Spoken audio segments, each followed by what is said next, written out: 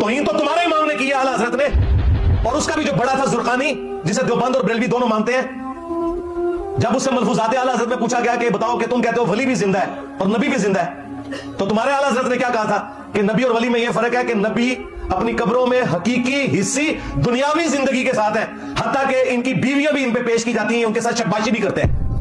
مرزا تو اس بات کو سمجھ سکے، کیا تیرے اندر اتنی بھی بدھی نہیں؟ اس سے جو تو نے رزلٹ نکالا ہے اس کا مطلب یہ ہے ہی نہیں۔ اعلیٰ حضرت نے لکھا، اعلیٰ حضرت نے لکھا شباشی فرماتے ہیں۔ کیا پر لکھا ہے؟ شباشی کے معنی ہوتے رات گزارنا۔ دنیا کی ساری اردو کی لغتیں دیکھ لو، اس کے معنی یہی ملیں گے۔ رات گزارنا، صحبت کرنا نہیں ہے۔ اشرف علی تھانوی نے بھی یہ جملے استعمال کیا الفاظات الیومیہ میں۔ اور اعلیٰ حضرت نے نہیں لکھا یہ کیا ہے، عرض یعنی کسی نے اعلیٰ سے سوال کیا انبیاء علیہ السلام اور اولیاء کرام کی حیات برزخیہ میں کیا فرق ہے؟ ہماری حیات کیا ہے؟ برزخی حیات ہے، اور انبیاء کی حیات کیسی ہے؟ برزخی نہیں ہے، دنیا میں موجود ہے، جسم کے ساتھ موجود ہے۔ کیونکہ سرکار خود فرماتے ہیں کہ جو میری قبر پر کھڑے ہو کر سلام کرتا ہے میں خود سنتا ہوں، میں اپنے ظاہر کو دیکھتا ہوں۔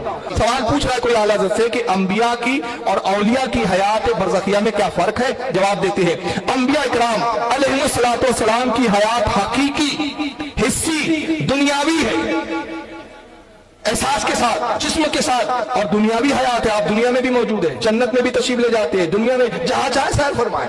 ان پر تصدیق وعدہ الہیہ کے لیے محض ایک آن کو موت طاری ہوتی ہے، پھر فوراً ان کو ویسی ہی حیات عطا فرما دی جاتی ہے۔